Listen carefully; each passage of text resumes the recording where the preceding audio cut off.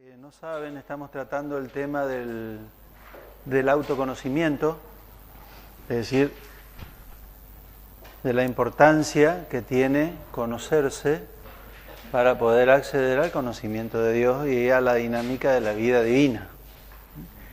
Y que, si ustedes se acuerdan, la vez anterior decíamos que había varios factores que entraban en juego en ese autoconocimiento. Habíamos tratado la última vez los factores que eran infusos, es decir, que nos acompañaban con la existencia, como por ejemplo el temperamento, que nos queda pendiente para la próxima, tratar los temperamentos como un apéndice o un anexo a este trabajito. Hoy vamos a encarar los factores humanos que son adquiridos y que son relacionales. Por ejemplo, el factor humano que entra en juego en el autoconocimiento, que nos afecta y nos da una influencia, que es la cuna. La cuna, es decir, la familia. Nosotros, en el contexto, especialmente en el periodo de la primera infancia, nosotros somos un grabador andante. Y hay periodos en las distintas etapas de la vida en las cuales uno es mucho más receptivo que en otros, como acabo de decir recién, en la primera infancia. Ese contexto de la familia, y especialmente en el periodo de la primera infancia, uno graba y queda muy marcado por aquella modalidad de vida que tiene la familia, criterios, prioridades, valores, desvalores, etcétera, etcétera, que uno los recibe en el marco familiar. Por ejemplo, no es lo mismo una familia inmigrante en su educación, en sus criterios, en sus valores y en sus desvalores, que una familia, digamos, no inmigrante, autóctona, digamos, ¿no? No solo por las circunstancias, sino por lo que encarna la modalidad. Y a esto se suma después la cultura, vamos a ver. Entonces, las cosas que uno recibe como valores, como criterios, como prioridades de vida en la cuna, quedan muy marcados en nuestro mundo psíquico. Y quedan, y muchas veces constituyen para nosotros, muchas veces, un estilo de vida, una manera de vivir. A mí mi madre me enseñó tal cosa, ¿no es cierto? Y uno la tiene como a rajatabla, eso que uno aprendió, ¿no es cierto?, de su madre, porque lo considera un valor, lo considera algo muy importante, etcétera, etcétera, hasta que cuando uno es adulto, tiene la capacidad, y debería tenerla, de cuestionar y superar la cuna. La cuna, es decir, lo que uno recibe en el ámbito familiar, en un momento determinado de su vida, lo tiene que cuestionar y lo tiene que superar. ¿Por qué? Porque es parcial y limitado. Y porque además uno no puede quedarse sin más con el valor monolítico recibido, siendo un reproductor, tipo grabador, de lo que uno recibió, sino que lo tiene que, es propio del adulto, recibir, asimilar, trabajar, retraducir y cuestionar. Eso es propio del adulto en referencia a la cuna. El que no hace este proceso simplemente se queda con el parámetro, el principio, el valor inculcado, y lo tiene como una consigna sine qua non. Es decir, sí o sí lo tenés que hacer, y te lo dicta. Hacelo, hacelo, hacelo. Lo tenés que hacer. Y uno lo hace y lo hace como un robotcito. Ti, ti, ti.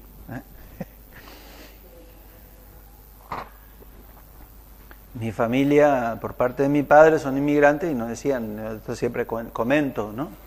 Nos decían que cuando uno se sirve un plato de comida hay que comerlo, completo. Para eso te serviste. pero no quiero más, no quiero comer más. Coma. Porque hay mucha gente, y ese es el valor, hay mucha gente que tiene hambre y no tiene que comer, y vos te serviste como un chancho y no lo querés terminar. Terminalo. Entonces, cuando uno es adulto, si no cuestionó ese principio, está comiendo, un hombre adulto, y siente una voz, y no quiere comer más, siente una voz que le dice, come todo, porque hay mucha gente que no tiene para comer. ¿No es cierto?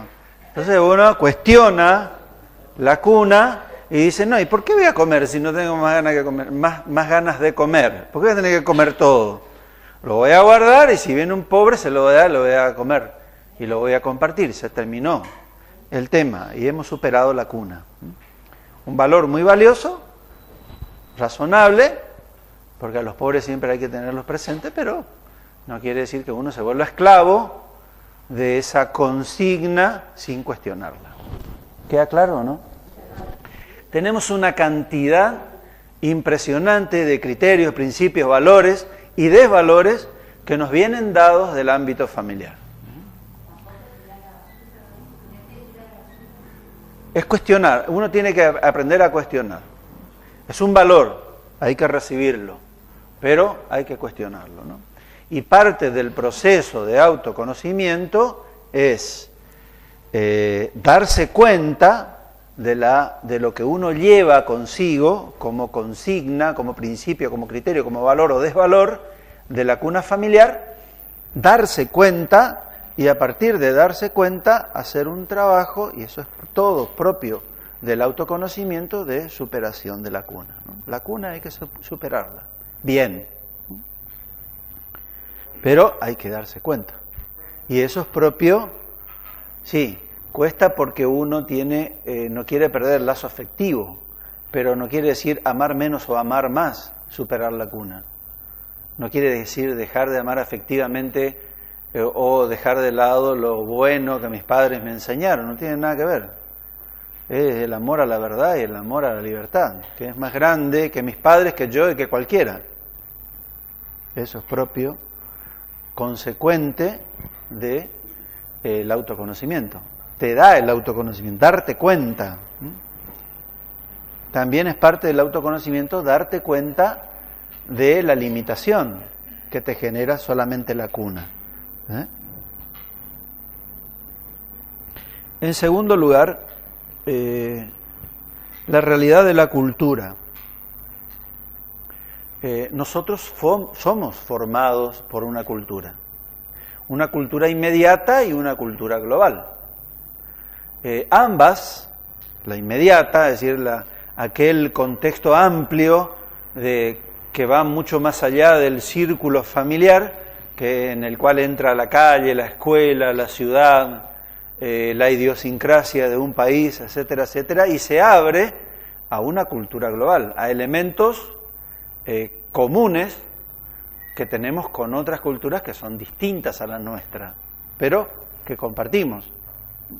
Por ejemplo, una realidad de cultura global es los multimedia. ¿Quién no comparte la realidad de los multimedia? Es prácticamente un elemento fundamental, un instrumento fundamental de una cultura global y que genera por su dinámica y por lo que implica en cuanto al modo y al contenido de los multimedia una formación. No podemos decir no somos formados por la realidad de los multimedia. Es imposible. Nos forma, nos afecta.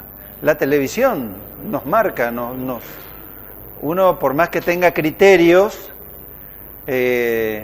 para ver y cuestionar, aún así la misma interacción nos forma.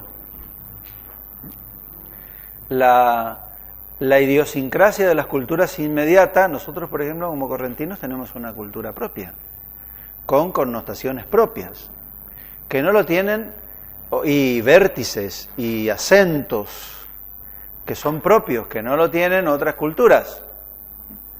Viene un norteamericano o un europeo viene a Corrientes y seguramente cuando nos vea, sin conocernos, con una mirada externa y simple, dirán, somos haraganes. A este pueblo no le gusta trabajar, ¿no? No es cierto. Tenemos una idiosincrasia diferente. Nosotros nos vamos a otra cultura y decimos, esta gente vive para el dinero y para el trabajo. Y hay cosas más valiosas e importantes que el dinero y el trabajo, qué sé yo. Hay culturas y culturas que tienen sus pros y sus contras. Esas realidades, valores y desvalores, que encarnan la cultura inmediata, uno tiene que ser consciente y tiene que conocer. ¿Por qué? Porque esa realidad forma parte de vos. Vos estás en medio de esa realidad y esa realidad está en medio tuyo.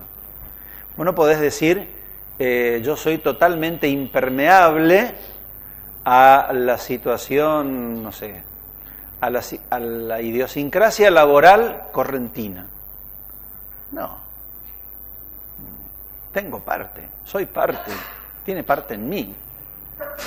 De una u otra forma. Lo puedo llegar a superar, puedo llegar a modificar cosas, ¿no es cierto? Pero aún así, eso hace que forme parte, esa cultura superada, hace que forme parte de mí.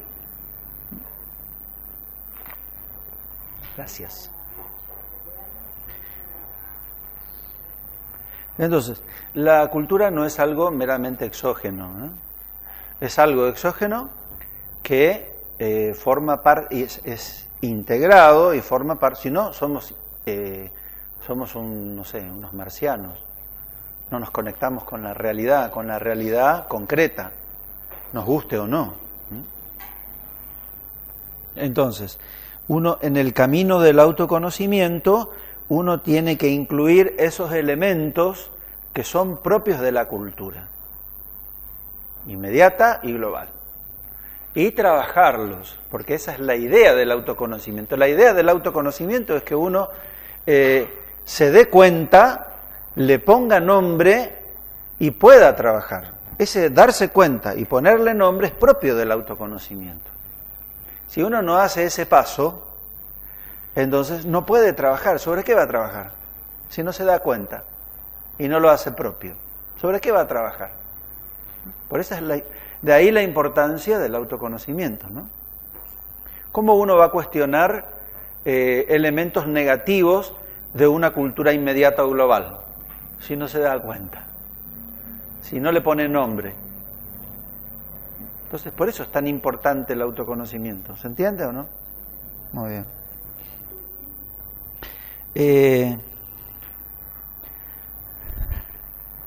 Acontecimientos históricos, que muchas veces son definitorios o marcantes. Yo siempre digo, una cosa es un suceso, algo que pasa, que sucede en mi jornada, en mi vida, en el andar de la vida, y otra cosa es un suceso que se convierte en experiencia, que me marca. Yo voy a cruzar la calle y casi me atropella un auto. Uno puede tomarlo como un simple suceso, no me pasó nada, el auto siguió su camino, yo seguí mi vida, es un suceso, o decir, acá pasó algo importante y eso me marca. Me marcó y estuve durante todo el día pensando qué me quiso decir Dios y la vida con eso de que casi me atropella un auto. Puede ser. En lo segundo no es un simple suceso, en lo segundo es una experiencia. ¿Por qué? Porque te marca, ¿no? Entonces, hay acontecimientos históricos, acontecimientos que pasan en nuestra historia, que a nosotros nos marcan porque son experiencias. Eso hace al autoconocimiento. Si cuando yo tenía 7 años murió mi mamá, un acontecimiento histórico importante que no es simplemente un suceso, no puede ser un suceso, ¿me marca o no? Te marca casi para toda la vida, ¿o no? Depende de la sensibilidad de los sujetos, pero uno diría, no puede no marcarte un acontecimiento histórico como la muerte de tu madre cuando vos tenías 7 años. en un periodo importante de tu vida, cuando eras adolescente. Entonces, los sucesos históricos convertidos en experiencia, o los acontecimientos históricos convertidos en experiencia, nos marcan. Y uno tiene que acusar recibo y darse cuenta de la repercusión interna y de la afección que genera ese acontecimiento y de suceso convertido en experiencia. Ese es el trabajo del autoconocimiento. Darse cuenta y ponerle nombre a lo que generó el acontecimiento histórico vivido. Ese es el trabajo del autoconocimiento. Si uno no lo hace, entonces queda en suceso. O queda en una experiencia, pero sin cabeza. Algo que me marcó mucho y yo no lo trabajé, entonces, como siempre digo, si nosotros tenemos internamente algo vivido, convertido en experiencia, que nos afectó y no lo trabajamos, nos va a salir por la oreja, por la nariz, por la boca, por cualquier lado. Y no nos vamos a dar cuenta. Y los demás se van a dar cuenta de que hay algo que no funciona en nosotros y que nosotros nunca podemos acusar recibo, ¿no? ¿Por qué? Porque nunca hicimos el trabajo de autoconocimiento, de tomar conciencia, darse cuenta, ponerle nombre a ese acontecimiento histórico que se convirtió en experiencia. ¿Está claro?